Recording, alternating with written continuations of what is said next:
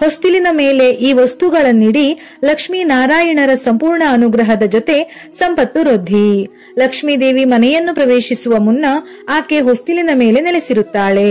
ಈ ಕಾರಣಕ್ಕಾಗಿಯೇ ಹಿಂದೂ ಧರ್ಮದಲ್ಲಿ ಹೊಸ್ತಿಲಿಗೆ ಹೆಚ್ಚು ಮಹತ್ವವನ್ನು ನೀಡಲಾಗಿದೆ.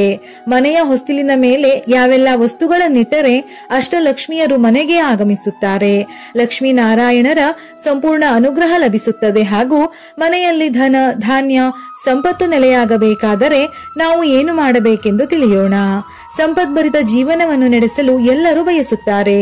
ಜೀವನದಲ್ಲಿ ಧನ ಧಾನ್ಯ ಸಂಪತ್ತು ಸಮೃದ್ಧಿ ಇರಬೇಕಾದರೆ ಲಕ್ಷ್ಮೀ ದೇವಿಯ ಆಶೀರ್ವಾದ ತುಂಬಾನೇ ಅಗತ್ಯವಾಗಿರುತ್ತದೆ. ಲಕ್ಷ್ಮೀ ದೇವಿ ಯಾವಾಗಲೂ ಮನೆಯ ಹೊಸ್ತಿಲಿನಲ್ಲಿ ನೆಲೆಸಿರುತ್ತಾಳೆ ಎನ್ನುವ ನಂಬಿಕೆ. ಹೊಸ್ತಿಲಿನ ಮೇಲೆ ಈ ವಸ್ತುಗಳನ್ನಿಟ್ಟರೆ ಮನೆಗೆ ಅಷ್ಟಲಕ್ಷ್ಮಿಯರ ಆಗಮನವಾಗುವುದು. ಮನೆಯಲ್ಲಿ ಎಂದಿಗೂ ಧನ ಧಾನ್ಯದ ಕೊರತೆ ದೂರಾಗುವುದು. ಅಷ್ಟಲಕ್ಷ್ಮಿಯರಲ್ಲಿ ನಾವು ಮೊದಲು ಒಲಿಸಿಕೊಳ್ಳಬೇಕಾದದ್ದು ಧಾನ್ಯಲಕ್ಷ್ಮಿಯನ್ನು. ಧಾನ್ಯಲಕ್ಷ್ಮಿ ಎಲ್ಲಿ ನೆಲೆಸಿರುತ್ತಾಳೋ ಅಲ್ಲಿ ಧನ ಧಾನ್ಯ ತುಂಬಿರುತ್ತದೆ.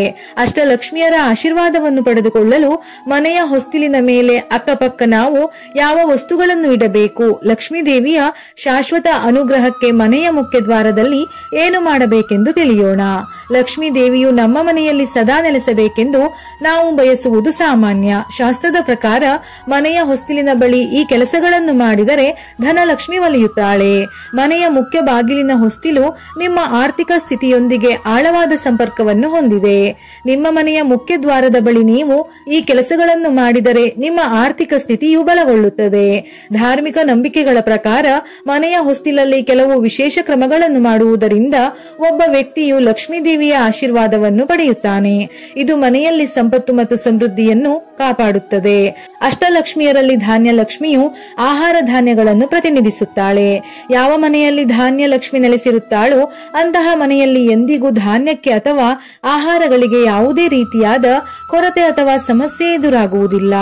ಧಾನ್ಯಲಕ್ಷ್ಮಿಯನ್ನು ಒಲಿಸಿಕೊಳ್ಳುವುದಕ್ಕಾಗಿ ನೀವು ನಿಮ್ಮ ಮನೆಯ ಹೊಸ್ತಿಲಿಗೆ ಭತ್ತದ ತೋರಣವನ್ನು ಕಟ್ಟಬೇಕು.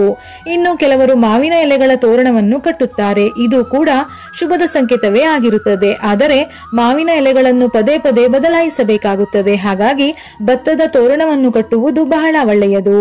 ಮನೆಯ ಮುಖ್ಯ ಬಾಗಿಲಿನ ಹೊಸ್ತಿಲಿನ ಮೇಲೆ ಸ್ವಸ್ತಿಕ್ ಮತ್ತು ಓಂ ಚಿಹ್ನೆಯನ್ನು ಹಾಕುವುದು ಮಂಗಳಕರವೆಂದು ಹೇಳುತ್ತಾರೆ ಮತ್ತು ಇದು ಶೀಘ್ರದಲ್ಲೇ ಲಕ್ಷ್ಮೀ ದೇವಿಯನ್ನು ಸಂತೋಷಪಡಿಸುತ್ತದೆ. ಇದನ್ನು ಕೆಂಪು ಬಣ್ಣದಿಂದ ಅಥವಾ ಸಿಂಧೂರದಿಂದ ಇಲ್ಲವಾದರೆ ಅರಿಶಿನದಿಂದ ಹಾಕುವುದು ತುಂಬಾನೇ ಮಂಗಳಕರ. ನೀವು ನಿಮ್ಮ ಮನೆಯ ಮುಖ್ಯ ದ್ವಾರದ ಹೊಸ್ತಿಲಿನ ಬಳಿ ಅಂದರೆ ಮನೆಯ ಮುಂದೆ ತುಳಸಿ ಗಿಡವನ್ನು ನೆಟ್ಟರೆ ಅದು ನಿಮ್ಮ ಮನೆಗೆ ಧನಾತ್ಮಕ ಶಕ್ತಿಯನ್ನು ಆಕರ್ಷಿಸುತ್ತದೆ. ತುಳಸಿಯನ್ನು ಲಕ್ಷ್ಮೀ ದೇವಿಯ ಸಂಕೇತವೆಂದು ಹೇಳುತ್ತಾರೆ. ಇದನ್ನು ಮನೆಯ ಮುಖ್ಯ ದ್ವಾರದ ಬಳಿ ನೆಡುವುದರಿಂದ ಲಕ್ಷ್ಮೀ ದೇವಿಯ ಆಶೀರ್ವಾದವನ್ನು ತರುತ್ತದೆ. ಮನೆಯ ಮುಖ್ಯ ಬಾಗಿಲಿನ ಹೊಸ್ತಿಲಿನ ಮೇಲೆ ಅರಿಶಿನ ಮತ್ತು ಕುಂಕುಮವನ್ನು ಬಳಸಿಕೊಂಡು ತಿಲಕವನ್ನು ಇಡಬೇಕು. ಈ ರೀತಿ ಮಾಡುವುದರಿಂದ ನಿಮ್ಮ ಮನೆಯ ಮೇಲೆ ಲಕ್ಷ್ಮೀ ದೇವಿಯ ಆಶೀರ್ವಾದ ಸದಾ ಇರುತ್ತದೆ. ಮನೆಯ ಮುಖ್ಯ ದ್ವಾರದ ಹೊಸ್ತಿಲಿನ ಮೇಲೆ ಅರಿಶಿನ ಮತ್ತು ಕುಂಕುಮದಿಂದ ಈ ರೀತಿ ಮಾಡುವುದರಿಂದ ಬಾಗಿಲಿನಿಂದ ಬರುವ ನಕಾರಾತ್ಮಕ ಶಕ್ತಿಯು ನಿವಾರಣೆಯಾಗುತ್ತದೆ.